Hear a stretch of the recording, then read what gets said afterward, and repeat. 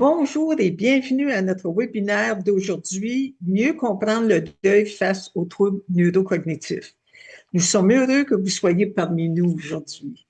L'Organisme de soutien aux aidants naturels de l'Ontario, l'OSANO, offre des webinaires en direct d'une durée d'une heure présentés par des experts en la matière sur différents sujets d'actualité importants pour les personnes aidantes naturelles. Notre but est d'offrir du soutien et des ressources aux personnes qui offrent gratuitement leur temps pour prendre soin de quelqu'un tel qu'un membre de la famille, ami ou voisin. Mon nom est Carmen Paquette, je suis bénévole auprès de l'OSANO et je suis votre modératrice pour le webinaire d'aujourd'hui. Nous allons commencer ce webinaire en rendant hommage aux peuples autochtones de toutes les terres sur lesquelles nous nous trouvons aujourd'hui. Bien que nous nous réunissons dans un espace virtuel avec des personnes provenant de partout dans la province, j'aimerais prendre un moment pour reconnaître l'importance des territoires où nous nous situons. En tant que membres des cultures colonisatrices, nous sommes reconnaissants du privilège qui est l'occasion de nous réunir ici et nous remercions toutes les générations de personnes qui ont pris soin de ces terres depuis des milliers d'années. Pour ma part, je vous joins de la région d'Ottawa sur les territoires traditionnels de mes ancêtres du peuple algonquin Anishinaabe. Notre équipe est dévouée à un processus d'apprentissage qui consiste entre autres à mieux connaître les territoires traditionnels sur lesquels nous travaillons, en explorant les alliances avec les peuples autochtones et en examinant comment nous pouvons appuyer les recommandations de la Commission de vérité et réconciliation. Nous affirmons ainsi notre engagement et notre responsabilité envers l'amélioration des relations entre les nations, en améliorant notre compréhension des cultures autochtones dans nos milieux. Nous vous invitons à prendre un moment pour réfléchir au territoire sur lequel vous vous trouvez. Si ce concept est nouveau pour vous, vous pouvez utiliser les cartes interactives que nous allons partager dans la boîte de discussion. Cette carte peut vous aider à identifier le territoire traditionnel sur lequel vous vous situez. Mieux comprendre le deuil face aux troubles neurocognitifs. Soutenir quelqu'un peut représenter un défi émotionnel important. Si vous demandez pourquoi les tâches simples vous semblent accablantes, pourquoi vous ressentez un isolement persistant ou pourquoi ces vagues de colère ou de tristesse surgissent de manière inattendue, sachez que ces réactions sont normales pour une personne aidante. Au-delà de l'épuisement physique, vous pourriez vivre des émotions complexes liées au deuil et aux pertes. Ce webinaire examinera ces manifestations et vous proposera des conseils pour y faire face. L'OSANO a le plaisir d'accueillir la Société Alzheimer de l'Ontario qui nous éclairera sur les particularités du deuil dans le contexte des troubles neurocognitifs. Durant cette session, vous approfondirez les différents types de deuil, notamment la perte ambiguë, la perte anticipée, la perte non reconnue. Comment reconnaître et gérer les émotions complexes liées à l'accompagnement d'une personne atteinte d'un trouble neurocognitif, des stratégies pratiques pour composer avec ces émotions, ainsi que des ressources de soutien disponibles dans votre communauté. La Société Alzheimer de l'Ontario propose des programmes et services pour soutenir les personnes vivant avec un trouble neurocognitif, leurs personnes aidantes et les professionnels de la santé en répondant à leurs besoins respectifs. Josée Desrochers-Leduc est la coordonnatrice en éducation pour la Société Alzheimer Cornwall et Région depuis 10 ans. Salut Josée. Elle a travaillé dans le domaine de la santé depuis plus de 35 ans. Josée coordonne une variété d'activités et de programmes éducatifs hautement stimulants et anime des ateliers sur divers sujets pertinents aux troubles neurocognitifs. Elle offre soutien et éducation aux personnes vivant avec un trouble neurocognitif, leurs familles, proches aidants, public en général, incluant les professionnels de la santé. Sa vision est de partager l'impact des maladies neurocognitives sur la personne qui en est atteinte ainsi que les personnes qui les entourent. Plus les gens comprennent ces maladies, mieux nos clients sont compris, acceptés, valorisés respectés et traités avec dignité. Je peux dire que j'ai moi-même bénéficié des services de la Société d'Alzheimer puis leur accompagnement pendant que j'étais proche aidante de ma mère. Donc, José, je te cède la parole. Merci beaucoup, Carmen. Merci. Merci aussi à Luciano pour son partenariat avec la Société Alzheimer encore cette année. C'est toujours un plaisir, de se joindre à vous. Alors, OK. Mieux comprendre le deuil face aux troubles neurocognitifs. C'est ce qu'on va jaser de aujourd'hui. Alors, mon nom est José, comme Carmen a indiqué. Je travaille pour la Société Alzheimer Cornwall et Région. Aujourd'hui, ensemble, on va parler du deuil face aux troubles neurocognitifs qu'on appelle généralement le deuil blanc. Alors, nous reconnaîtrons le caractère unique et la complexité de la perte et du deuil associés aux troubles neurocognitifs. Nous parlerons aussi des concepts pertinents relatifs au deuil et nous explorerons des stratégies pour reconnaître et traiter la perte et le deuil. Nous apprendrons où trouver des services de soutien dans la communauté aussi. Reconnaître le deuil peut susciter quand même beaucoup d'émotions. Mais moi, je remarque que quand les gens reconnaissent que ce qu'ils vivent est un deuil, facilite, facilite le cheminement au travers de ce temps difficile qu'un aidant puisse vivre. Alors, qui sont les partenaires de soins? Ben, ça peut être un conjoint, des amis, les enfants adultes de. On s'entend que maintenant, souvent, les aidants, ils sont plus jeunes que des adultes. C'est des jeunes qui sont aux prises, d'être aidants. Aujourd'hui, on va on va dire que c'est des partenaires de soins. Les aidants naturels, il y a plusieurs termes qui font référence à partenaires de soins, comme aidant naturel, proche aidant. Mais aujourd'hui, on va utiliser partenaire de soins. Alors, ma première question à vous, puis je vous invite à mettre vos réponses dans le clavardage. C'est important qu'on puisse partager ensemble quelle perte vous éprouvez en tant que partenaire de soins. Je vais vous donner un exemple. Moi, j'ai été partenaire de soins pour mes parents, pour les deux. Alors, je me rappelle d'avoir vécu une perte par rapport à mon père étant un homme d'affaires qui a tout le temps géré, a été un agent financier, il a tout le temps très, très bien géré les finances pour qu'à un moment donné, pas savoir vraiment la différence entre 5 dollars et 500 dollars. Pour ce qui est de ma mère, une femme qui était extrêmement créative au niveau du tricot, elle faisait des choses remarquables pour qu'à un moment donné, voir un déclin dans comme trouble neurocognitif où on voyait les pertes, on voyait le changement. Alors, je vous invite, s'il vous plaît, à entrer dans le clavardage.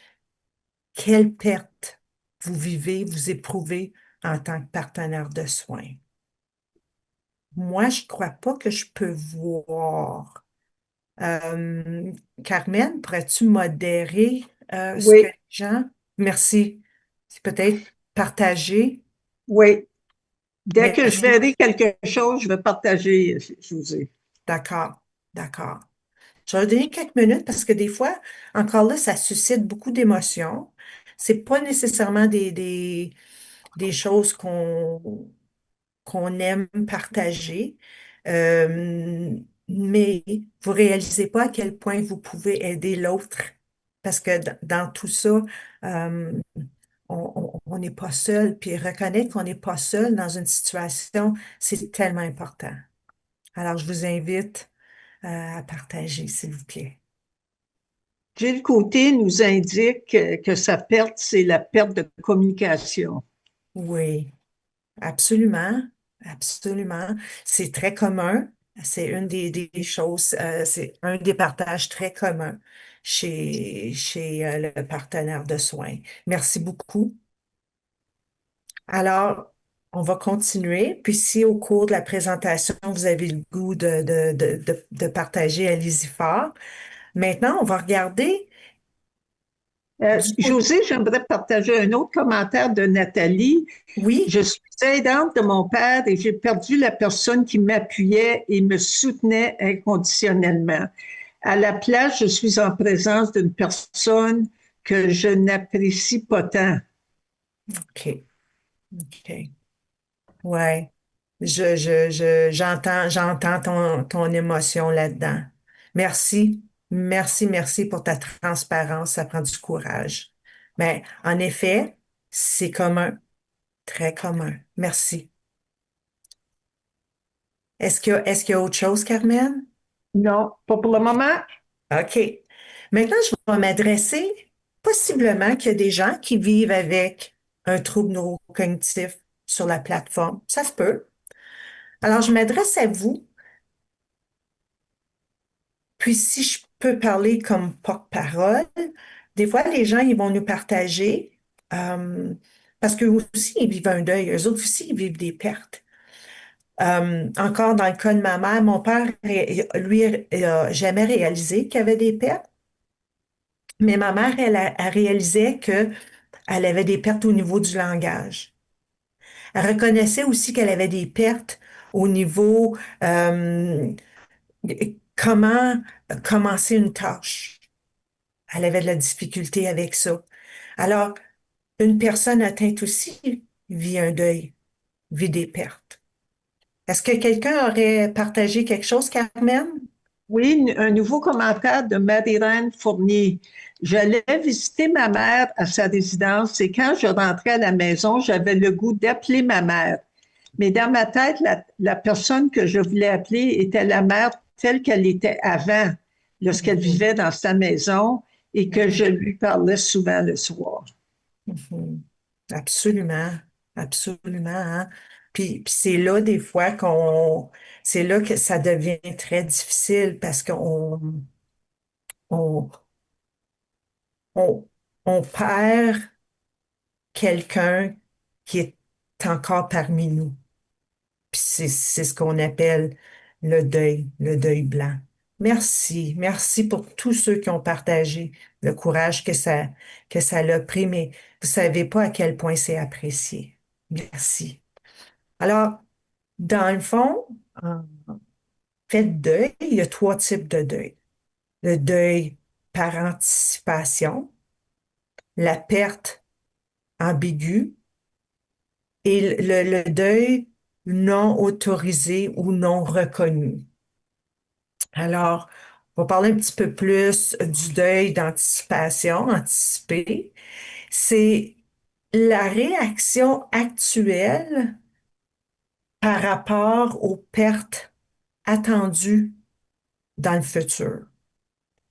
Puis les émotions, ils sont reliés à, à ce que vous pensiez que la vie aurait été à un moment donné. C'est, c'est souvent la réaction au diagnostic ou même la réaction avant le diagnostic quand on se rend compte qu'il y a quelque chose que possiblement va pas au niveau du cerveau, que le cerveau est malade.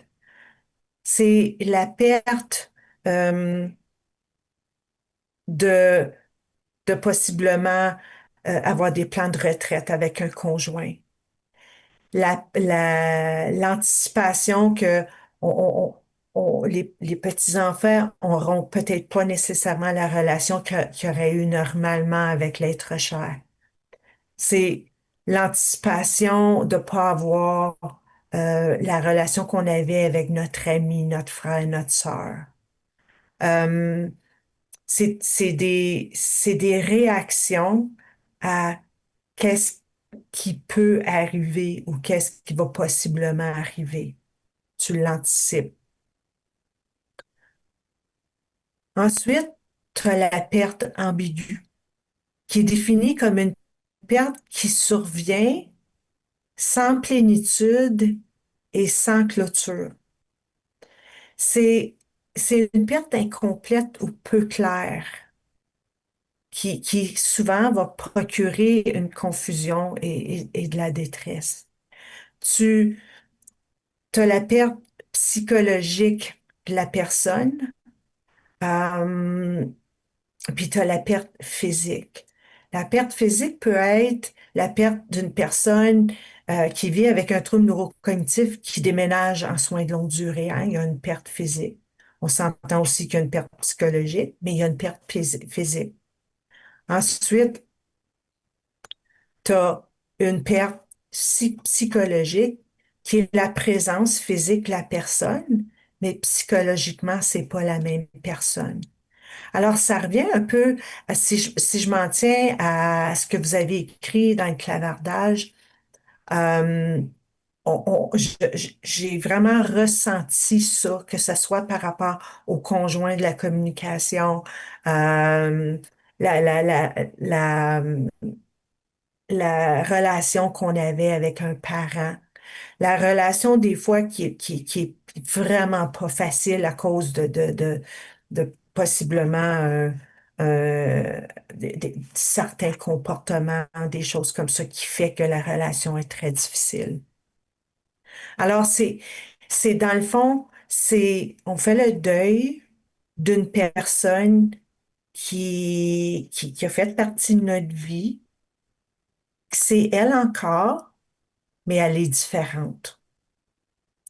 Dans les deux cas, on peut vivre de la confusion. On peut vivre, c'est sûr qu'on peut vivre des peurs parce que là, ça suscite une réorganisation familiale de nos rôles, la relation qui gèle finalement un peu la famille, qui gèle le proche aidant. Euh, les absences euh, aux fêtes peut susciter des comportements, pas des comportements, excuse-moi, un deuil, la fatigue, l'épuisement, parce que l'aidant, il en fait de plus en plus. Alors, c'est toutes des choses, c'est toutes des symptômes qui viennent avec la perte ambiguë.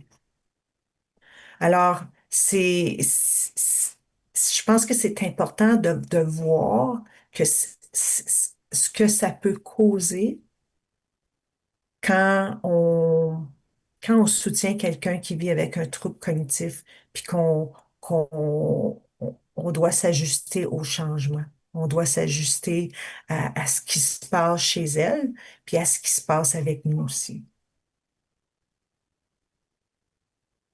OK, excusez. Alors, l'autre deuil, le troisième deuil, encore là, qui s'appelle un deuil blanc, c'est un deuil qui est non autorisé ou non reconnu. C'est un deuil caché. C'est un deuil euh, qui fait référence à un deuil qui est non validé. Les pertes sont pas comprises par les autres. Je vais vous donner un exemple. Euh, disons que quelqu'un partage à une connaissance que il, la personne peut plus communiquer avec l'être cher, avec l'aider. Puis que la personne y réponde, oui, mais au moins toi est encore en vie. Alors souvent, l'aidant va se sentir culpabilisé, il va se sentir insensible à la situation, mais non. C'est un deuil qui fait que dans le fond, c'est un deuil qui est cruel parce que c'est une réalité de ne pas être capable de, de- d'avoir la relation qu'on avait avec un être cher dans le passé. C'est vraiment, ça fait mal, c'est vraiment, vraiment difficile. C'est, c'est un type de deuil qui, qui, que souvent les gens vont nous parler, puis qui vont eux-mêmes minimiser, qui devraient pas penser de même. Ils devraient pas, ils devraient disons, à être reconnaissant que l'être cher est encore là. Mais en réalité, l'être cher est là physiquement, mais n'est pas là psychologiquement. Alors, encore là, c'est des choses qui vont susciter des anxiétés, euh, la culpabilité. Les gens peuvent être fâchés. Les gens peuvent être même révoltés, tant et aussi longtemps que l'aidant euh, c'est même pas une forme d'acceptation, mais c'est tant qu'on rencontre pas nécessairement la personne avec des pertes là où elle est. Ça m'apporte à vous parler de Satya. Elle, ce qui est arrivé, elle soutenait sa mère, elle soutient sa mère. Puis, ce qui arrivait dans cette situation-là, elle essayait de, de, de la ramener où elle était dans le passé. Elle essayait, euh, quand il y avait des pertes de mémoire, elle essayait de la rediriger sans réaliser qu'elle s'épuisait. Elle essayait, elle avait beaucoup de difficultés à accepter là où sa maman était rendue. Jusqu'à temps que elle fasse partie d'un groupe de soutien de la Société Alzheimer, puis qu'elle réalise que à travers d'autres personnes, que eux ont choisi finalement le laisser aller, puis de rencontrer la personne qui vivait avec un trouble neurocognitif là où elle était et non concentré sur les pertes encourues, que ça reviendra pas, même s'il y a des moments où la personne, tu as l'impression, waouh, elle a une bonne journée, mais que, oups, le lendemain, c'est une autre chose. Tu as rencontré la personne où elle était, puis ça lui a donné de l'apaisement quand elle a commencé à faire ça, à se concentrer les, euh, les facultés restantes de la personne. Dans son cas, elle, c'était le sens d'humour de sa mère.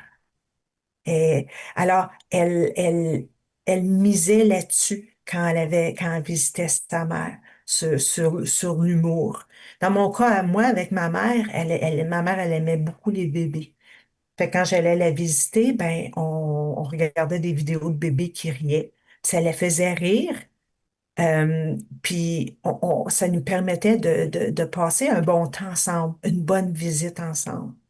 Puis, alors, c'est vraiment de regarder les facultés restantes, les choses restantes qu'une personne peut faire. Parce qu'à tous les niveaux, une personne, il y a des choses qui restent. Mais la manière de faire le deuil, alors, il y a des manières intuitives, instrumentales, et mixte. Il n'y a pas de bonne ou de pas bonne façon de faire le deuil. Chaque personne le vit différent à différents temps. Mais pour expliquer un peu comment des fois les gens ils vont gérer ça, la manière intuitive, ça va être la personne qui va être capable de vraiment verbaliser ce qu'elle vit, qui va être capable de pleurer quand elle a le goût de pleurer. C'est la personne qui va possiblement aller dans les groupes et être capable de partager ce qu'elle vit. Ensuite, tu as la personne qui a la manière instrumentale ou ce que elle va avoir un peu plus de difficulté à exprimer ses sentiments, ses émotions, mais souvent, ça va être la personne qui va se tourner à faire des choses instrumentales, des projets.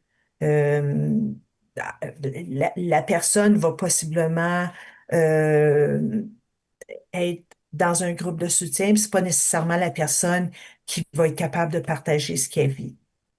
Ensuite, tu as les deux, la manière mixte, tu ressens et tu fais. Alors, tout ça pour vous dire qu'en bout de ligne, chacun vit le deuil blanc différemment. C'est important de reconnaître ça, que une personne est à un endroit, puis un autre est à un autre endroit. c'est important. Puis de vraiment accueillir l'émotion que tu as au moment où tu l'as. Se donner la permission de vivre ce que vous avez à vivre. Même si c'est pas facile, mais de le vivre de la façon que vous pouvez le vivre. Alors, José, Nathalie partage certaines de ah ses, ben certain, oui, sa oui, réalité. oui. Donc, de Nathalie. Concernant mon père, il n'a aucune connaissance de ses troubles cognitifs car il a eu plus de problèmes physiques l'empêchant de se déplacer normalement. J'ai l'impression de m'occuper d'un enfant dans un corps d'adulte car mon père est toujours en opposition avec les règles de la société. Je ne pensais pas que ce serait cela mon rôle de proche aidante. Oui. Merci. Merci de partager. Tu vois, le deuil anticipé, ensuite, tu as le deuil ambigu, tu sais, dans ce qu'on parle. Puis là, il y a le côté physique. Euh, faut pas oublier aussi que les troubles neurocognitifs, hein, affecte pas juste la mémoire, mais affecte aussi, tu sais, le raisonnement puis le jugement. Alors, tu as l'impression tout le temps que des fois, tu sais, c'est souvent comme on dirait, des prises de bec, puis c'est très, très difficile pour l'aidant. Moi, je t'invite, Nathalie, à, à aller chercher du soutien de la Société Alzheimer dans ta région. Euh, Parce peut vraiment t'aider à gérer ça, à trouver des stratégies de communication, des choses comme ça. Je t'invite à le faire à 100%. Puis c'est pas facile ce que tu vis, puis minimise-les surtout pas. Puis je vois à quel point tu, tu le vis, tu l'accueilles. Euh, mais ce que tu vis, c'est réel, puis c'est pas à être minimisé pour ça. Mais je fais juste euh, te dire qu'il y a de l'aide.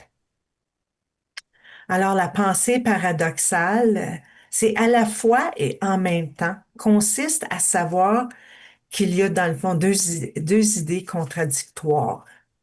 Alors, c'est souvent un ou l'autre, hein. On a tendance à faire ça humainement. C'est notre côté humain qui fait ça. Alors, on peut dire, euh, au lieu de l'un ou l'autre, on pourrait dire, exemple, je peux soit prendre soin de la personne vivant avec un trouble cognitif ou de moi. Mais il faudrait essayer les deux. Je peux prendre soin de moi et de la personne avec un trouble neurocognitif, qui est très important d'ailleurs. On peut dire, je suis soit la fille de la personne vivant avec un trouble cognitif ou soit sa partenaire de soins. Non, je suis la fille de la personne atteinte et sa partenaire de soins. Soit j'aime la personne vivant avec un trouble cognitif telle qu'elle est maintenant, soit elle me manque telle qu'elle était avant. On peut dire, j'aime la personne atteinte d'un trouble neurocognitif exactement telle qu'elle est maintenant et elle me manque comme elle était avant. Puis je réfère à un des commentaires au tout début quand je vous ai demandé sur les pertes.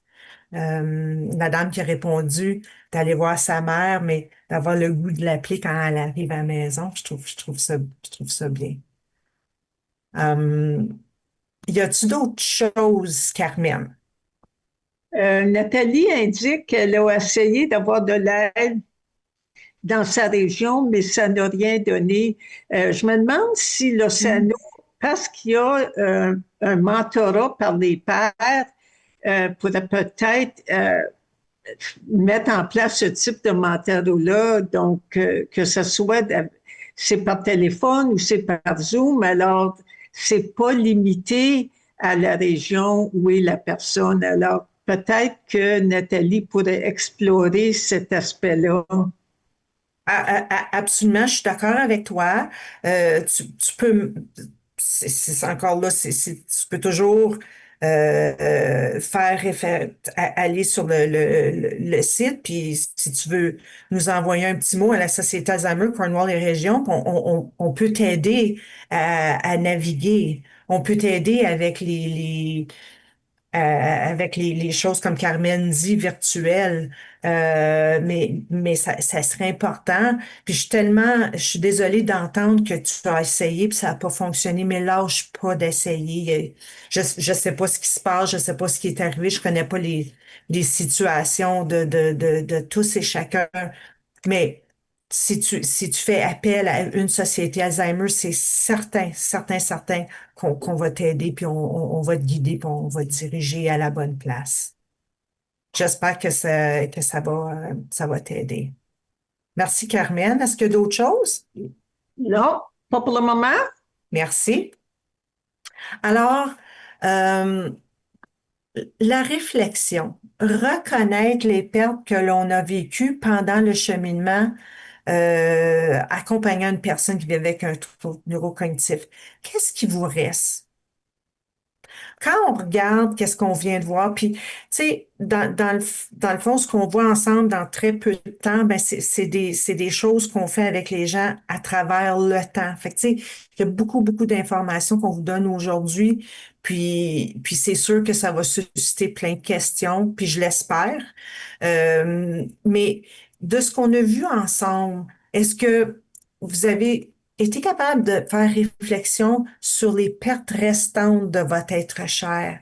Est-ce que vous pouvez ajouter dans le chat qu'est-ce que vous auriez pu constater finalement? Ouais, OK, je vais mettre le focus sur ça plutôt que sur les capacités qui ne sont plus là d'ailleurs.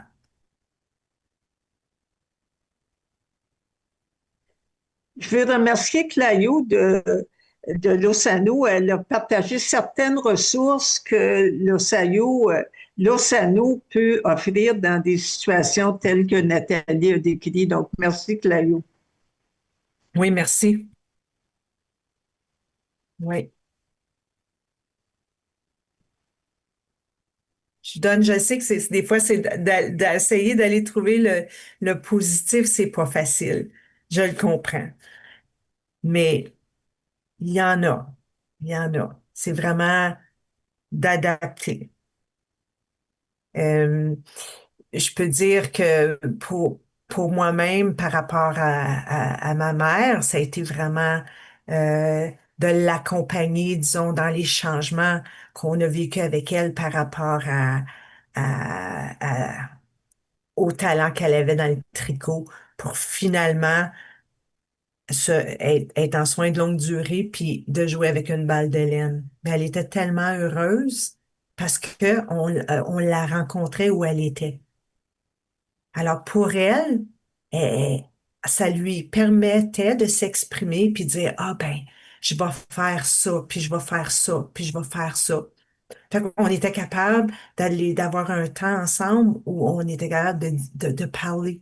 Tu sais, même si c'était limité, on était capable de parler. Juste le fait qu'elle avait une balle de laine dans ses mains puis qu'elle jouait avec suscitait des souvenirs en elle qui nous permettent de jaser avec elle. Gilles Côté rajoute reconnaître la condition de la personne affectée, mais simplement être une source de réconfort. Ouais, ouais, c'est très bien. La validation, c'est excellent. Ça revient à dire ce qu'on parle d'eux, les rencontrer là où ils sont.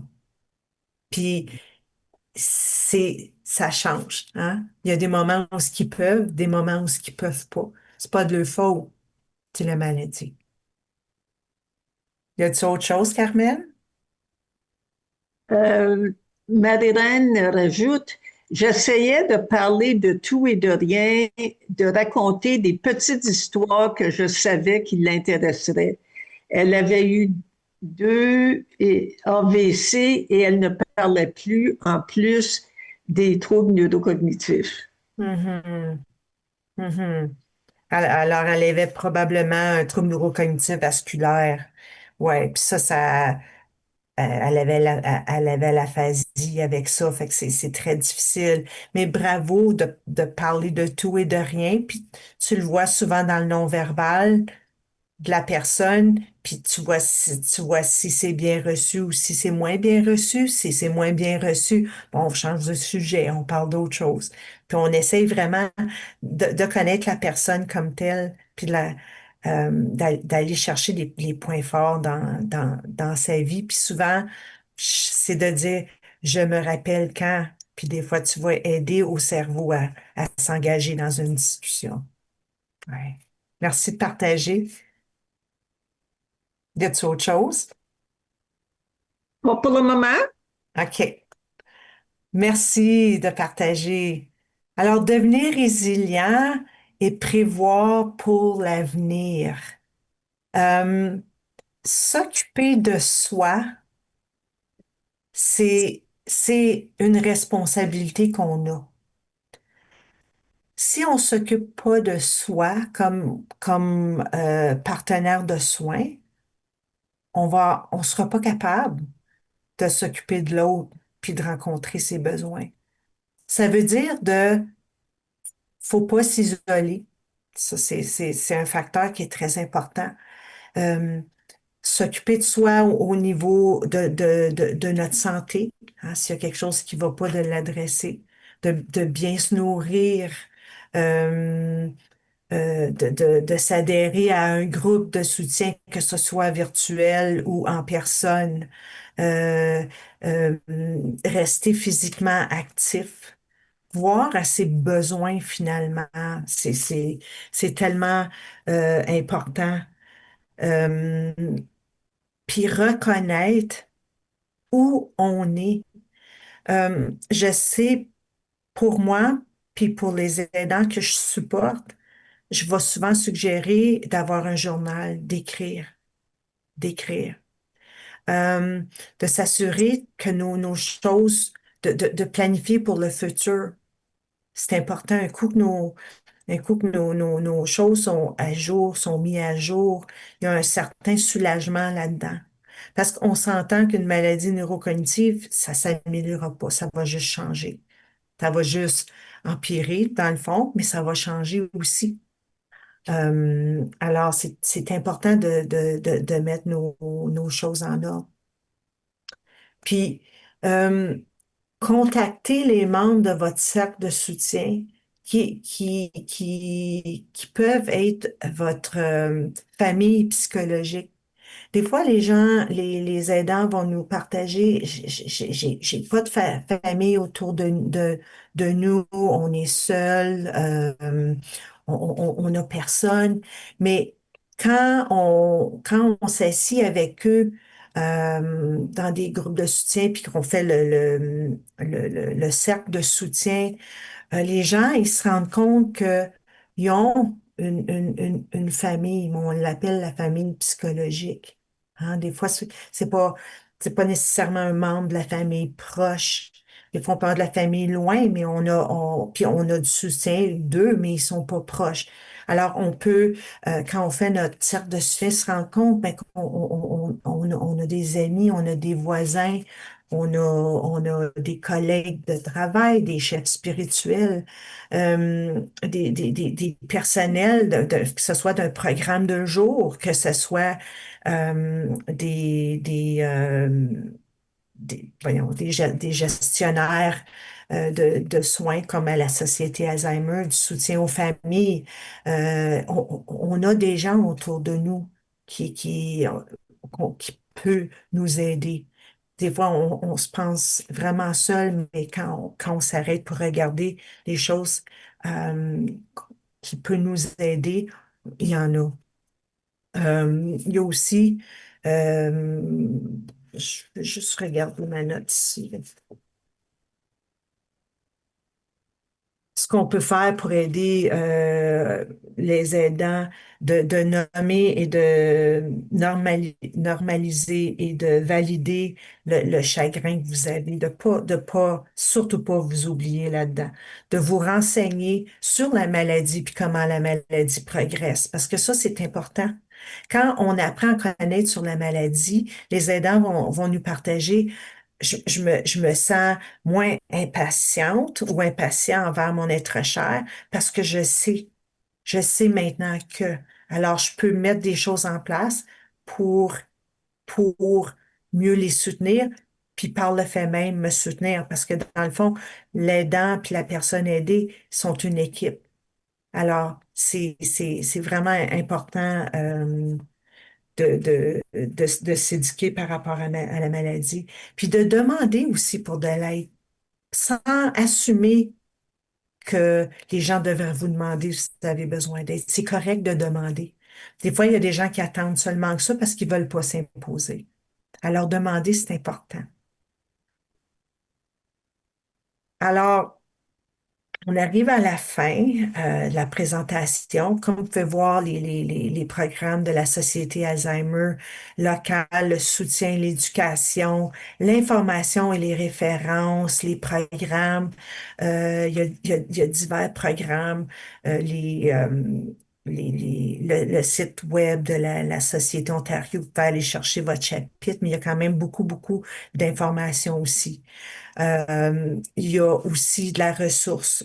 Cette ressource qui est sur le deuil blanc est excellente, est une superbe ressource pour vous aider à mieux naviguer, vous aider à avoir des réponses à vos questions. Euh, Celle-là, c'est écrit non seulement en anglais, mais non, là aussi en français, je l'ai envoyé. Vous allez la recevoir aussi. Comment trouver votre société Alzheimer. Euh, mais en ligne, c'est quand même assez facile. Alors, Et, et c'est indiqué dans le chat en français, les sites web, José. OK, merci. Et puis, merci d'avoir eu le courage de vous joindre au webinaire aujourd'hui. Ça prend beaucoup de courage. Puis je sais que ça a suscité des émotions, même à moi, ça me ramène. Puis c'est quelque chose que je fais régulièrement avec nos clients. Euh, Moi, je me porte disponible à répondre à vos questions. Je vais arrêter de partager. Puis en attendant que les gens euh, continuent à commenter, OK. Donc là, il y a une personne qui demande si on peut envoyer par courriel les ressources possibles. Oui. Euh, je pense que euh, je pense qu'il y a un suivi. Peut-être que Oui, Claudio peut. oui, il y a un suivi. D'habitude, si je m'en tiens, c'est envoyé. Ouais. Là, ça nous envoie l'information pertinente. Euh, Puis, tu sais, c'est comme je dis, c'est des choses qu'on donne dans des sessions d'éducation qui durent quand même un bout de temps. Alors, tu sais, j'ai l'impression qu'on fait un survol vite. Mais moi, comme je vous dis, je voudrais bien répondre aux questions que vous avez. José, je me demande si tu pourrais nous différencier un peu quels sont les services que la Société d'Alzheimer rend en personne et celles qui sont rendues en ligne. OK. Ça, il y a différents chapitres. Il y a plusieurs chapitres en Ontario.